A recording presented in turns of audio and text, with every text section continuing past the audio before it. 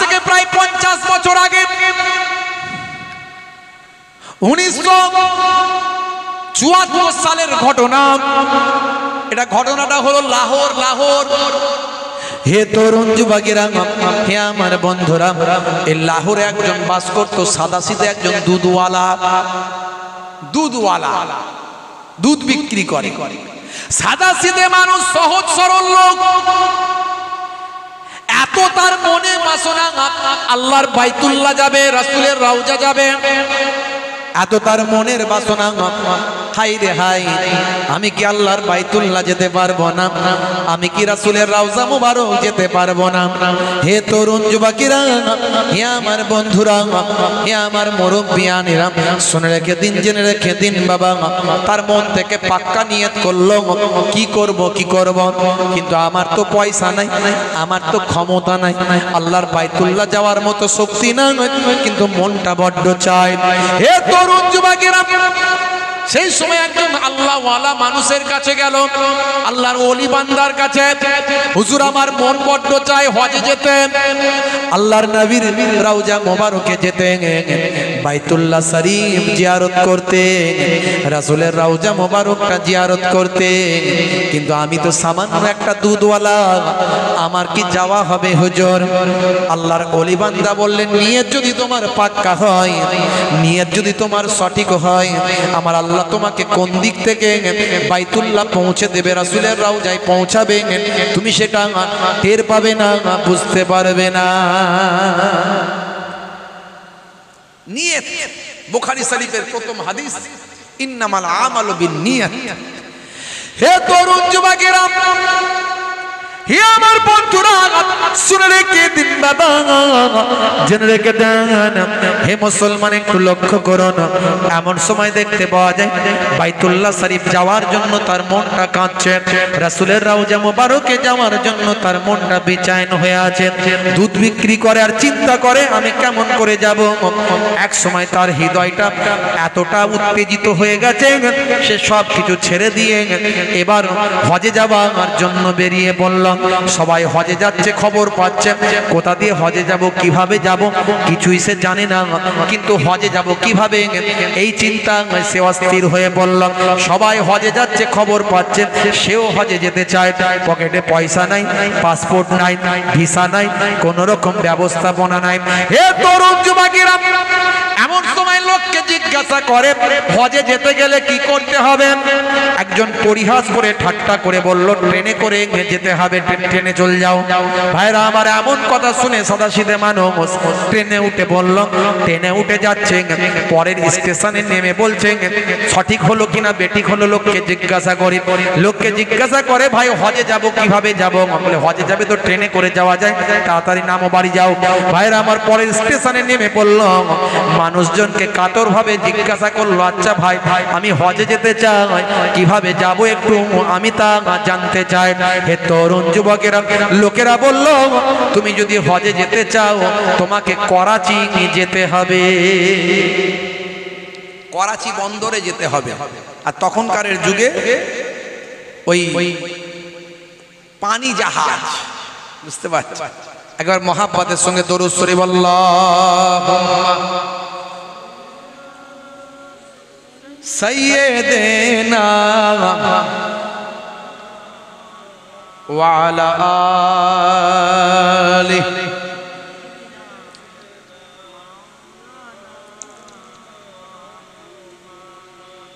ओ मेरे नबी पक है जो दिल में बसे मेरे, दिल फाड़ के दिखा देंगे नाम नबी का है।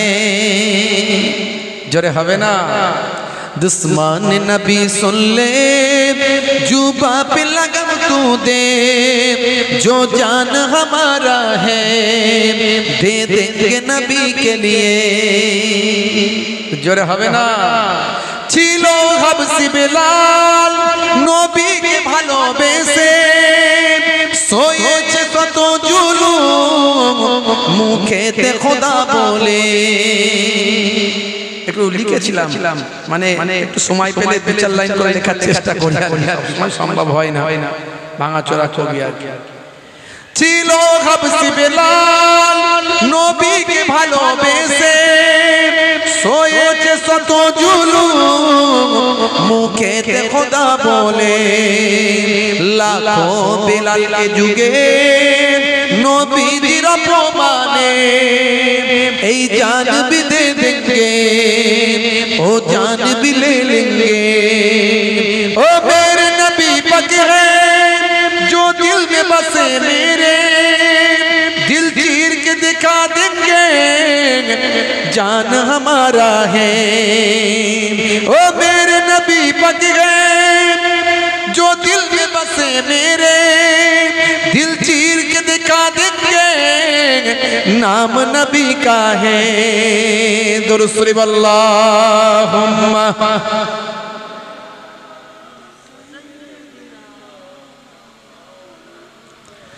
व अला आलिहि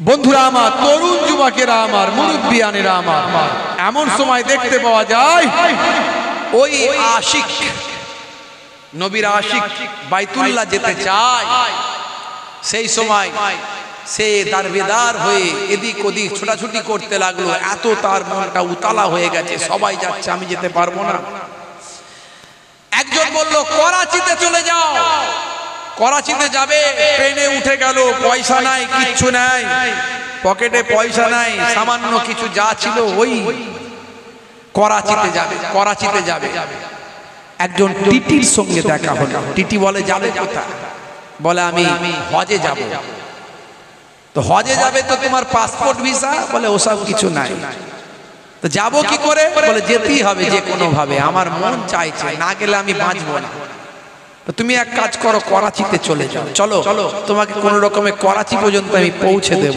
ট্রেনে করে হে তরুণ যুবকেরা ये আমার বন্ধুরা শুনে রেখে দিন বাবা জেনে রেখে দেন হে মুসলমান ভাইরা আমার তরুণ যুবকেরা আমার মুরব্বিয়ানেরা আমার ওই টিটির সঙ্গে করাচি বন্দর পর্যন্ত ব্যক্তিটি চলে গেল করাচি বন্দর পর্যন্ত চলে গেল করাচি বন্দরে গিয়ে চিন্তা করলো হায় রে হায় আমার তো কোনো টিকিট নাই জাহাজের টিকিট নাই কোনো ভিসা নাই কোনো রকম কোনো ব্যবস্থা নাই কোনো পাসপোর্ট নাই আমি কেমন করে যাব হে তরুণ যুবকেরা হে আমার বন্ধুরা সেই সময় দেখা যায়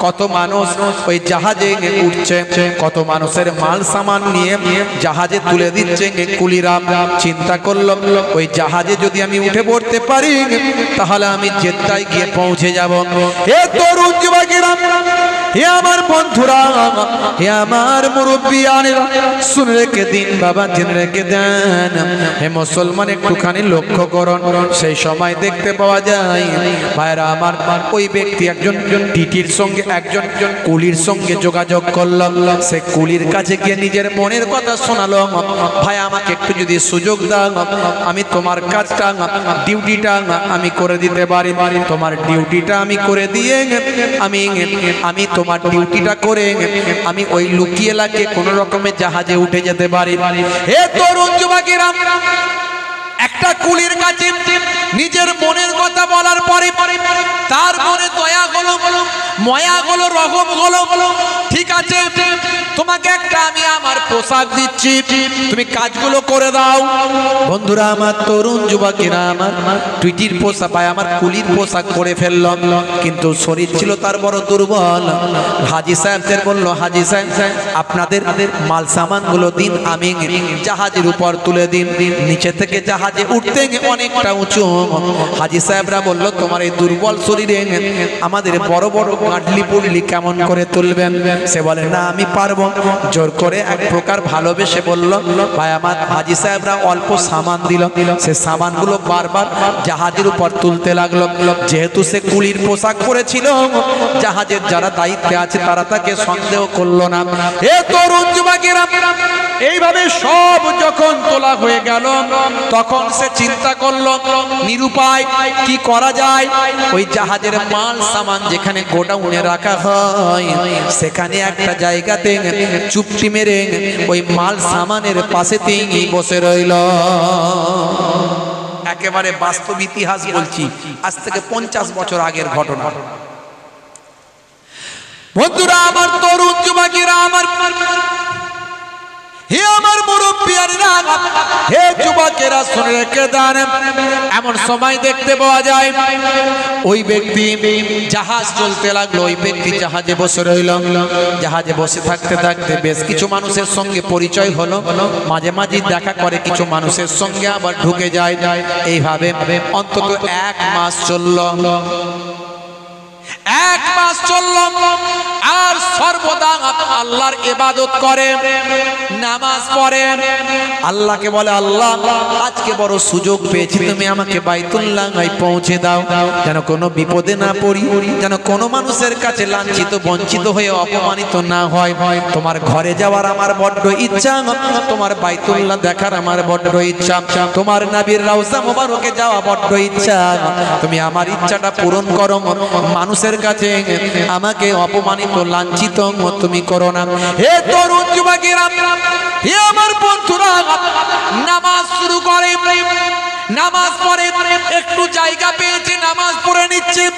নামাজে গিয়ে সিজদায় প্রচন্ড পরিমাণে কাঁদছে। আমার আল্লাহ জানিয়ে দেন, হে দুনিয়ার মানুষ শুনে রেখে দাও, আস্তাঈনু বিস-সাবরি ওয়াস-সালাহ, বান্দা তোরা আমার কাছে সাহায্য প্রার্থনা কর ধৈর্য এবং নামাজের মাধ্যমে। বন্ধুরা আমার, তরুণ যুবকেরা আমার, নামাজের মাধ্যমে আল্লাহ তাআলার দরবারে যা চাইবেন সেটা আমার আল্লাহ দেবে। মুয়াজ্জিন বারবার বলে না হাইয়া আলাস সালাহ, মানে এসো নামাজের দিকে এসো। আল্লাহ বলছেন মুয়াজ্জিন বলে দাও নামাজে এলে কি হবে, আবার মুয়াজ্জিন বলছে হাইয়া আলাল ফালাহ,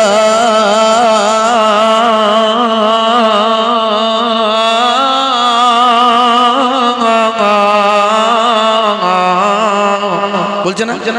হ্যাঁ, তার মানে কি এসো কল্যাণ কামিয়াবির দিকে এসো, এসো কল্যাণ কামিয়াবির দিকে এসো। আল্লাহ বলছে নামাজের দিকে এলে আমি আল্লাহ তোমাকে কামিয়াবি দান করে দেব। বন্ধুরা আমার, তরুণ যুবকেরা আমার, আল্লাহ বলছেন বান্দা তুমি আমার কাছ থেকে সাহায্য প্রার্থনা করো, ধৈর্য এবং নামাজের মাধ্যমে বিপদে পড়লে সবর করবে, ধৈর্য ধারণ করবে। সাবারকারীর সঙ্গে আমার আল্লাহ থাকেন, ইন্নাল্লাহা মা'আস সাবিরিন। আমরা একটুতেই উত্তেজিত হয়ে যাই, মাথা গরম, এক হাত জায়গা চেপে ঘর করে ফেলেছে, ব্যাস মাথা খারাপ, বেটাকে আজকে খুন করে ফেলবো, মার্ডার করে দেবো, ঘরের ভিতর থেকে গরু জবাই করার তলোয়ার বের করেছে, শেষ করে ফেলবে।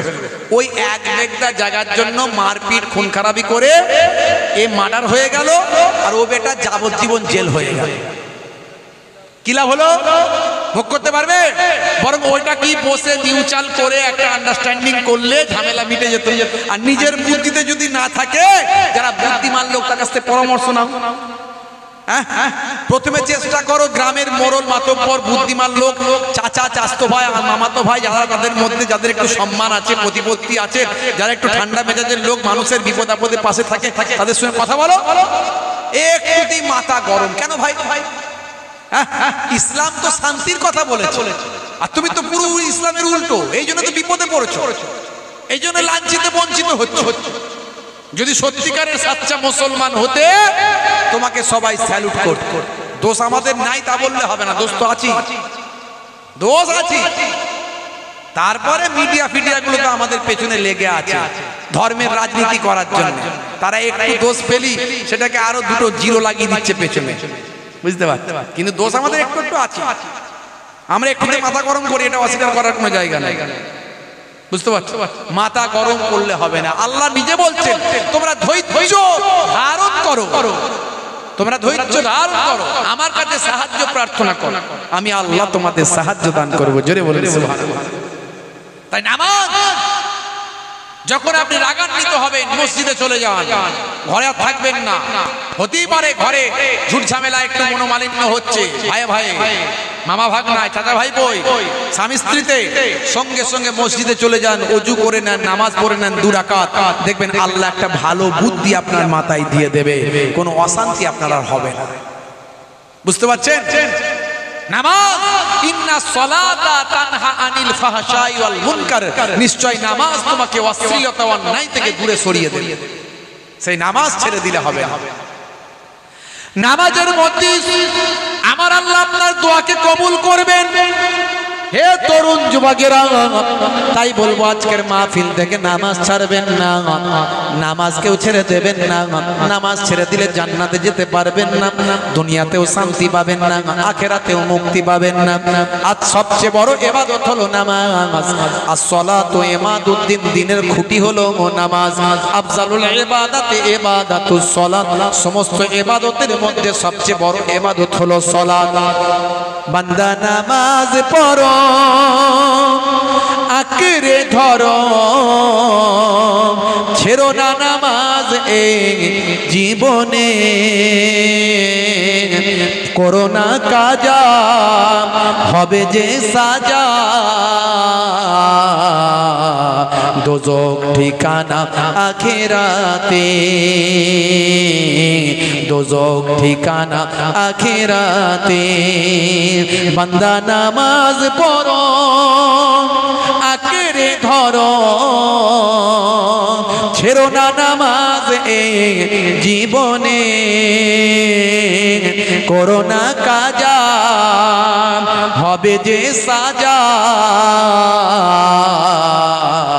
দোজখ ঠিকানা আখিরাতে, দোজখ ঠিকানা আখিরাতে। আল্লাহ তাআলা আমাদের আখিরাতে দোজখের ঠিকানা থেকে হেফাজত করুন। বলুন আল্লাহুম্মা আমিন, বলুন আল্লাহুম্মা আমিন। ফজর গেল ঘুমে ঘুমে, জোহর বেলাতে কাজ, আসর গেল আসর আটায়, মাগরিব হেলা ফেলাই। ফজর গেল ঘুমে ঘুমে, জোহর বেলাতে কাজ, আসর গেল আসর আটায়, মাগরিব হেলা ফেলাই। নামাজ তোমার সঙ্গের সাথী, নামাজ হলো গোরের বাতি, নামাজ বিনা এই দুনিয়ায় সবই যে বৃথা। বান্দা নামাজ পড়ো, আঁকড়ে ধরো, ছেড়ো না নামাজ এই জীবনে, করো না কাজা হবে যে সাজা, দোজখ ঠিকানা আখিরাতে, দোজখ ঠিকানা আখিরাতে। আল্লাহ তাআলা আমাদের আখিরাতে দোজখের ঠিকানা থেকে হেফাজত করুন। বলুন আল্লাহুম্মা আমিন, বলুন আল্লাহুম্মা আমিন। ভাইরা আমার, ওই ব্যক্তি দুধওয়ালা জাহাজের ভিতরে লুকিয়ে লুকিয়ে নামাজ পড়ে আর আল্লাহর কাছে দোয়া চায়, আল্লাহ তুমি আমাকে কবুল করে নাও, আমাকে বিপদ থেকে উদ্ধার করে দাও, আমাকে মানুষের কাছে অপমানিত করোনি, আমি তোমার ঘরে যাওয়ার জন্য আমি এইভাবে বেরিয়ে পড়েছি, আমার টাকা নাই, পয়সা নাই, ভিসা নাই, পাসপোর্ট নাই, কিন্তু আমি তোমার দরবারে যাব বলে উতালা হয়ে গেছি, তোমার উপরে ভরসা করে বেরিয়ে পড়েছি, তুমি আমাকে অসম্মান করে দিও না, লাঞ্ছিত বঞ্চিত করে দিও না।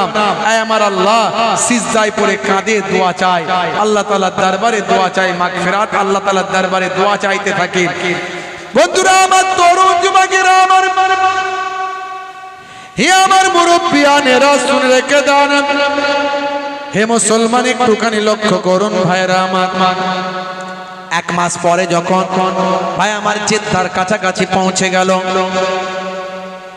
জাহাজটা জেদ্দার কাছাকাছি পৌঁছে গেল, বাইরে বেরিয়ে মানুষকে জিজ্ঞাসা করে, ভাই আচ্ছা বলুন তো আর কতদিন সময় লাগবে মক্কা শরীফ যেতে, আর কতদিন জেদ্দা পৌঁছাতে সময় লাগবে? এমন সময় একজন মানুষ বলে, দেখো দেখো ওই যে বিল্ডিং গুলো দেখা যায়, ওটা হলো জেদ্দা বিমানবন্দরের, জেদ্দা ইয়ার ভাই আমার এই জেদ্দা বন্দরের ওই বিল্ডিং গুলো, যেখানে জাহাজ গিয়ে থামবে। এমন সময় জেদ্দা বন্দরের বিল্ডিং গুলো দেখে এই গরিব হৃদয়ে তার আনন্দ মনের ভিতরে উঁকি মারতে লাগলো, তাহলে হয়তো আমার আল্লাহ আমার হজকে কবুল করে নিয়েছেন। হে তরুণ যুবকেরা, কিন্তু পরক্ষণেই তার মনে পড়ে গেল আমার তো ভিসা নাই, আমার তো পাসপোর্ট নাই, আমার টাকা নাই, যদি আমি ওপারে যাই যখন ওখানে চেকিং হবে আমাকে ধরে ফেলবে, আমাকে আবার পুনরায় হয় জেলে দেওয়া হবে, না হলে বাড়ি ফেরত পাঠাবে, আমার হজ করাতে হবে না, আমার বাইতুল্লাহ যাওয়া তো নসিব হবে না, আমার নবী পাকের রওজায় গিয়ে আমার সালাম দেওয়া তাকদিরে হবে না। হে তরুণ যুবকেরা, এমন কথা চিন্তা করে গরিব দুধওয়ালা হঠাৎ করে জাহাজ থেকে সমুদ্র পানিতে ঝাঁপ দিয়ে দিল। সে সাঁতার জানে না, শুধু বলে আমি পা নাড়তে লাগলাম। ভাইরা আমার, জাহাজের উপরে যারা ছিল তারা মনে করলো হয়তো মানুষটা মারা গেল। মরে যাবে না বাঁচবে, সাঁতার জানে না, কি হবে? বাঁচবে না মরবে? কি হবে বলে? সাঁতার জানে না আবার, বুঝতে পারছেন? কিন্তু ওখানে ওপারে গেলেও ধরা পড়বে, বলছে যে ওপারে গেলেও ধরা পড়বো, সে তো হয় জেলে দেবে, নাহলে আমাকে বাড়ি পাঠিয়ে দেবে। এত কষ্ট, এত মেহনত, আমার যা হাল্লা করবে হবে, আমি পানিতে ঝাঁপ মারলাম, বুঝতে পারছেন? হে তরুণ যুবকেরা, প্লেনে যে মানুষটা, জাহাজে যে মানুষটার সঙ্গে দীর্ঘ সময়ের বন্ধুত্ব তৈরি হয়েছিল, সেই মানুষটা বড় আফসোস করলো, হাই রে হাই, এই মানুষটার মওত আল্লাহ তুমি এভাবেই রেখেছিলে, মানুষটা সাঁতার জানে না, সে তো এখনই ডুবে গেল। হে তরুণ যুবকের, হে আমার মুরব্বিয়ানেরা, যাই হোক আমার আল্লাহর মাশিয়ায়, আমার আল্লাহর ইচ্ছায় হয়তো এটা আছে। হে তরুণ যুবকেরা, কোরআন মাজিদে আমার আল্লাহ বলছেন কুল্লু নাফসিন যায়কাতুল মউত, প্রত্যেক প্রাণী মাত্রই মৃত্যুর আস্বাদ গ্রহণ করবে। অন্য জায়গায় আল্লাহ বলছেন ইজা জা আজালহুম লা ইস্তাখিরুনা শাআতান ওয়া লা ইস্তাকদিমুন, মৃত্যুর যে সময় নির্ধারণ করা হয়েছে সেই সময়ের এদিক ওদিক করা হবে না। অন্য জায়গায় আবার আল্লাহ বলছেন কোরআন মাজিদে আইনামা তাকুনু ইউদরিকুমুল মাউত ওয়ালাউ কুনতুম ফি বুরুজিম মুশাইয়্যাদা, বান্দা মৃত্যুর ভয়ে যেখানেই পালাও না কেন মৃত্যুর হাত থেকে রেহাই তুমি পাবে না। সুদৃঢ় গম্বুজ মজবুত কেল্লা, ভেলোর গেলে, চেন্নাই গেলে, ম্যাড্রাস গেলে, পিজি গেলে, যেখানেই যাও বাঁচার জন্য মওত যদি তোমার লেখা থাকে, পৃথিবীর যে প্রান্তে যাও বাঁচতে তুমি পারবে না। একজন বলছে হুজুররা বলে যে ঘরে ছবি থাকে, স্ট্যাচু থাকে, মূর্তি থাকে, সে ঘরে নাকি ফারিস্তা ঢোকে না। হ্যাঁ, তাই তো নাকি? হাদিস পাকের মধ্যে এসেছে, হাদিস পাকের মধ্যে এসেছে লা ইয়াদখুলুল মালায়েকাতু বাইতান ফিহি কালবুন আও তাসাবির, যে ঘরে দরজায় পালতু কুত্তা, কুকুর বাঁশবাগানে গিয়ে পায়খানা খায় আর আপনার ঘরের দরজার মুখে এসে ঘুমায়, এরকম কুকুর যদি থাকে, আর ঘরে যদি স্বামী স্ত্রীর, ভাই আমার, বিয়ের ছবি, দীঘায় ঘোরার ছবি, ছেলের মুখে ভাতের ছবি, এইসব বড় বড় ছবি টাঙিয়ে যদি ঘরে রেখে দেন, মূর্তি, স্ট্যাচু, সেই ঘরে রহমতের ফারিস্তা ঢোকে না। একজন বলছে হুজুররা বলে যে ঘরে ছবি থাকে, মূর্তি থাকে, স্ট্যাচু থাকে, সেই ঘরে নাকি ফারিস্তা ঢোকে না। ছেলেদেরকে ওসিয়াত করছে, ছেলেদেরকে ডেকেছে, 3-4টে ছেলেকে ডেকে বলছে বাবা তোদেরকে ওসিয়াত করছি, আমার কিন্তু এত তাড়াতাড়ি মরার ইচ্ছা নাই রে, তবে শরীর আমার ভালো নয়, যদি দেখিস যে বাড়াবাড়ি অবস্থা, তোরা এক কাজ করবি, যে ঘরটায় ছবি ফটো আছে সেই ঘরটায় গিয়ে ঢুকিয়ে দিবি, যাতে করে ফারিস্তা না আসতে পারে। বুঝতে পারছি? হবে যেমন হবে, ওটা রহমতের ফারিস্তা আসবে না, সে সেটা বোঝেনি। রহমতের ফারিস্তা যে ঘরে তাসবির থাকে, ছবি ফটো থাকে, স্ট্যাচু থাকে, মূর্তি থাকে, দরজায় পালতু কুত্তা থাকে, ওই ঘরে ঢোকে না। কিন্তু আজরাইল ফারিস্তা রনে বনে জঙ্গলে সময় হলে দেখতে পাবে। কথা ঠিক না ভুল? কোনো উপায় নাই। তো লোকটা বলছে মনে হয় এভাবেই তার মওত ছিল, এভাবেই তার মওত ছিল। হে তরুণ যুবকেরা, হে আমার বন্ধুরা, কষ্ট হচ্ছে আপনাদের? কারা কারা চান না হাত তুলে দেখা? একজন মাত্র চায় নাকি? আর দুজন চায় না, আর একজন চায় না। সত্যি সত্যি চান না গোলমাল করে হাত উঠেছে, বুঝতে পারছি? ঠিক। আচ্ছা, কারা কারা চান একটু হাত তোলেন।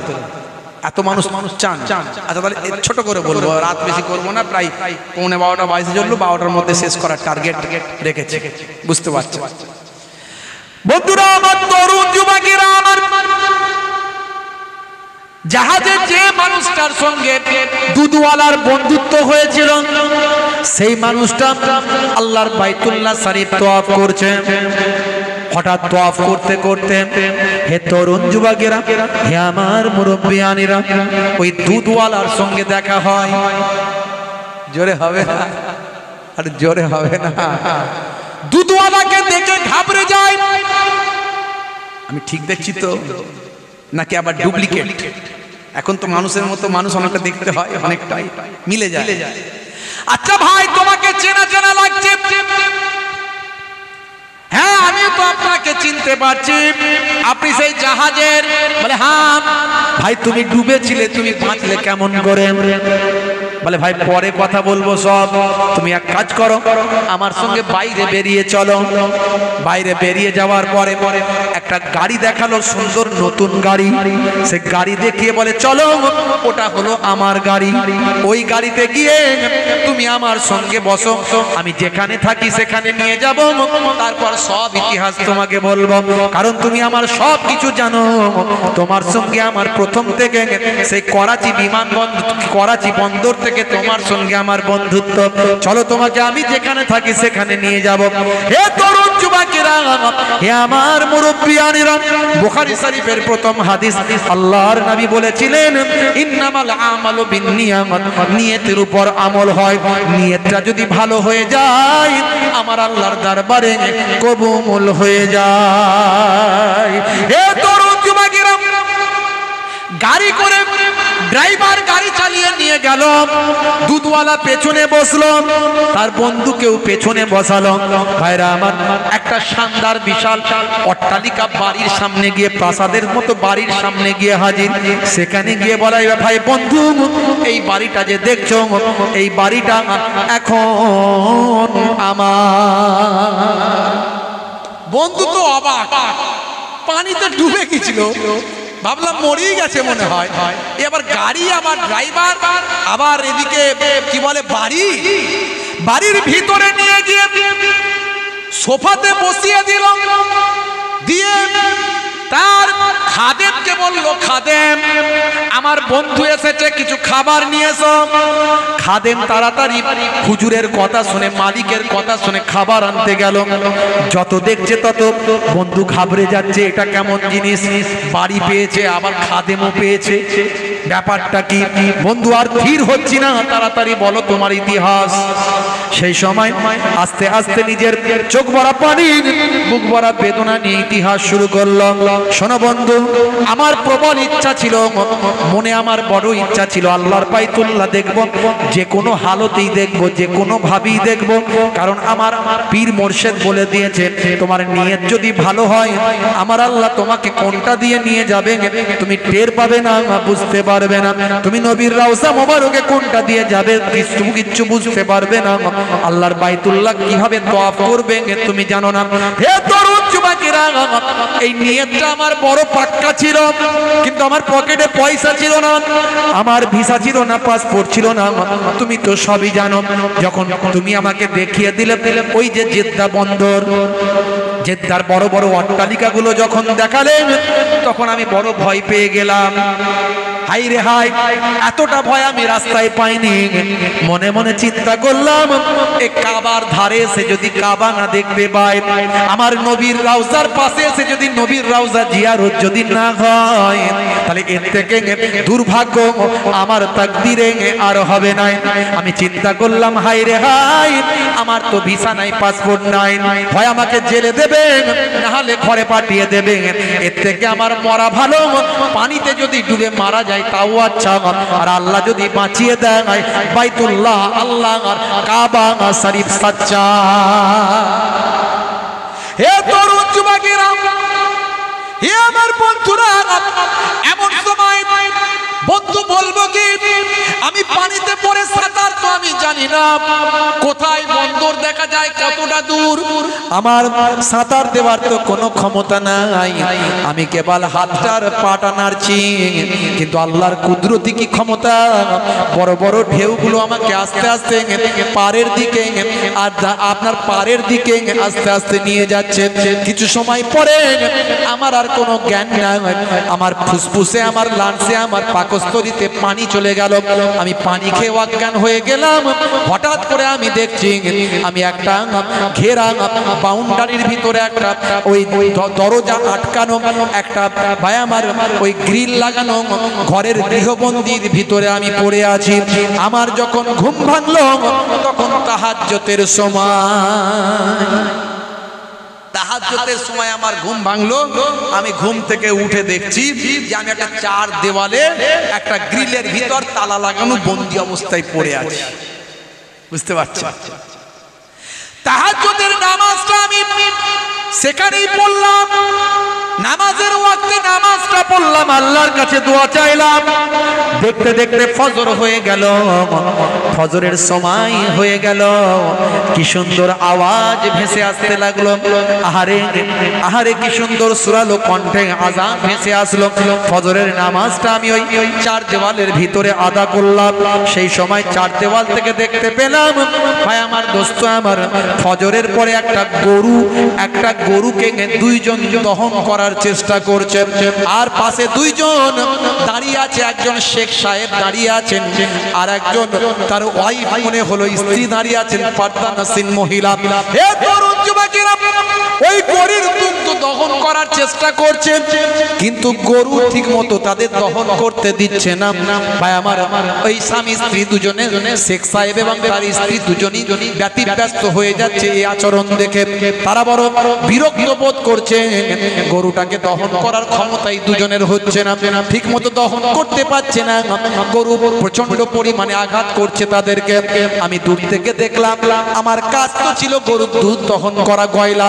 আমি দূর থেকে দেখে এমন সময় আওয়াজ দিয়ে বোঝানোর চেষ্টা করলাম যে আমি দুইতে পারি, খুব সুন্দরভাবে দহনটা করে দিতে পারি, তোমরা যদি আমাকে মুক্তি দাও, তোমরা যদি আমাকে এখান থেকে রক্ষা করো, আমি তোমাদের গরুর দুধটা দহন সুন্দরভাবে করে দিতে পারি। এমন কথা শোনার পরে ওই শেখ সাহেবের স্ত্রী সেই সময় বলেছিল, ওই তো সুন্দরভাবে দহন করতে পারে, যাও যাও খুলে দিতে বলো এবং তাকে দহন করার সুযোগ দাও। হে তরুণ যুবকেরা, ওই শেখ সাহেবের স্ত্রীর অনুরোধে, শেখ সাহেবের নির্দেশে আমার গ্রিলের দরজা তালাটা খুলে দেওয়া হলো। আমি তখন গরুর কাছে চলে গেলাম, তাদের দুজনকে সরিয়ে দিয়ে গরুর মাথাতে সুন্দর করে হাত বোলাতে লাগলাম। আমি আমার স্টাইলে সুন্দরভাবে দহন শুরু করলাম। যে গরু কোনোদিন ঠিকভাবে দুধ দিত না, সেই গরু থেকে আমি 7-8 লিটার দুগ্ধ দহন করে ফেললাম। আমার এই ঘটনাখানা দেখে শেখ সাহেব এবং শেখ সাহেবের স্ত্রী বড় খুশি হয়ে গেল। তারা বলল, যাও, তোমার বাড়ি কোথায়, কিভাবে এসেছো? তুমি তো সমুদ্রের কিনারায় অজ্ঞান হয়ে পড়েছিলে, আমার লোকেরা তুলে নিয়ে এসেছে। তুমি কে, পরিচয় কি, সব ডিটেলস আমি বলে দিলাম। বলার পরে তারা বলল, যাও, তোমার কোনো চিন্তা নেই, তুমি এখানে থাকবে আর আমার এই গরুর দুধ দহন করবে। আমার ছেলে বড় অসুস্থ, ডাক্তার বলেছে গরুর দুধ দহন করে খাওয়াতে, তাই গরুটা কিনেছি, কিন্তু দহন করার ক্ষমতা এদের নাই, তাই বড় বিরক্ত আমি, কদিন থেকে দুধ তো ঠিক মতো পাই না। তুমি আজকে যা দুধ দহন করে দিয়েছো, যাও, তোমার মুক্তি, তুমি আমার এই বাড়িতে থাকবে, এই যে সুন্দর বিল্ডিং দেখছো এখানেই থাকবে, এখানে থেকে তুমি দুগ্ধ দহন করবে। বন্ধুরা আমার, তরুণ যুবকেরা আমার, এইভাবে 2-1 দিন চলতে লাগলো। শেখ সাহেবের স্ত্রী সেই সময় তার পিতাকে ফোন করলো, আব্বা এইরকম ব্যাপার। শেখ সাহেবের যিনি শ্বশুর অর্থাৎ তার স্ত্রীর আব্বা, তার বিরাট গরুর পাল ছিল বাবা। ভাইরা আমার, তরুণ যুবকেরা আমার, খাটাল ছিল বিরাট, অন্তত 200 খানা গরু কম বেশি। এই 200 খানা গরুর দেখভালের জন্য এরকম যদি লোক পাওয়া যায় তাহলে বড় খুশি হব। আর দুধের তো প্রচুর প্রয়োজন। প্রয়োজন। হে তরুণ যুবকেরা, ভাই আমার শেখ সাহেবের শ্বশুর সাহেব জামাইয়ের সঙ্গে আলোচনা করে তাকে বলল আমার কাছে লোকটাকে পাঠিয়ে দাও। শেখ সাহেব নিজের গাড়ি করে তার শ্বশুরের কাছে দিয়ে আসলো। ইতিহাসটা শুনুন। হে তরুণ যুবকেরা, সেখানে যাওয়ার পরে সে বলল ঠিক আছে, আমি আপনার দায়িত্ব পালন করব, কাজ করব, কিন্তু আমাকে হজ করার সুযোগ দিতে হবে, আমাকে রাসূলের রওজা মোবারকে যাওয়ার সুযোগ দিতে হবে। বলে কোনো চিন্তা করো না, সব তোমাকে সুযোগ দেব। শুধু তাই নয়, তোমাকে আর বাড়ি ফিরতে দেব না। তুমি এত সুন্দর দেখভাল করো, এত সুন্দর দহন করো, যে গরুর দুধগুলো তুমি দহন করছো এইরকম দহন কেউ করতে পারেনি, এত দুগ্ধ কেউ আনতে পারেনি যা তুমি করছো। কত বড় উপকার হচ্ছে তুমি জানো না? তোমাকে আমি বাড়ি যেতে দেব না, যত ইচ্ছা তুমি হজ করবে, যত ইচ্ছা রাসূলের রওজা মোবারকে যাবে। তার জন্য তোমাকে একটা আমি বাংলো দিয়ে দিচ্ছি, নতুন বিল্ডিং তোমাকে দিয়ে দিচ্ছি, তোমাকে কয়েকটা আমি খাদেম দিয়ে দিচ্ছি, আর আমার একটা নতুন গাড়িটাও তোমাকে উপহার দিচ্ছি। হজ করলো, রাসূলের রওজা মোবারকে গেল। বুঝতে পারছি? আহারে রাসূলের রওজা মোবারকে গেল। হে তরুণ যুবকেরা, রাসূলের আশিক কেঁদে কেঁদে অস্থির, রাসূলের রওজা মোবারকে গিয়ে হাজিরা দেয়। নবী রওজা শরীফ দেখে মন ভরে না, দিদার দাও গো শাহে মদিনা। জোরে হবে, হবে, আরে জোরে হবে না। নবী রওজা শরীফ দেখে মন ভরে না, দিদার দাও গো শাহে মদিনা, দিদার দাও গো শাহে মদিনা। ইয়া রাসূলুল্লাহ, ইয়া হাবিবাল্লাহ, ইয়া রাসূলুল্লাহ, ইয়া হাবিবাল্লাহ।